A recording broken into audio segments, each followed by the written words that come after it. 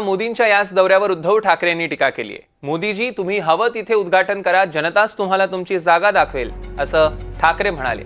मोदींना राज्यातील जनताच जागा दाखवेल असा टोला उद्धव ठाकरेंनी मोदींच्या दौऱ्यावरून लगावलेला आहे। मोदीजी, आपण येत आहात, आपल्याला जेवढी फिती कापायची तेवढ्या फित्या कापा।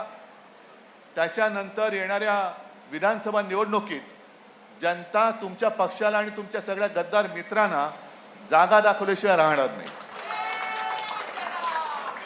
आणि आज जसं आपण या सगळ्या तरुण तरुणींना रोजगार देतोय, 1-1.5 महिन्यानंतर हे सरकारमध्ये बसलेले सगळे गद्दार बेकार होणार आहेत। तर पंतप्रधान नरेंद्र मोदी महाराष्ट्रात डेरा टाकून बसलेत, निवडणुकीसाठी ते गल्लीबोळी फिरतायत असा टोला संजय राऊत यांनी मोदींच्या दौऱ्यावर लगावलाय। तर निवडणुकीसाठी ते गल्लीबोळी फिरतायत असा टोला संजय राऊतांनी मोदींच्या दौऱ्यावर लगावला। जर हिंदुस्थानचे प्रधानमंत्री महाराष्ट्रामध्ये डेरा टाकून बसलेले आहेत, आज विदर्भात आहेत, मग ठाण्यात जाणार, प्रधानमंत्री गल्लीबोळी फिरतायत भारतीय जनता पक्षासाठी।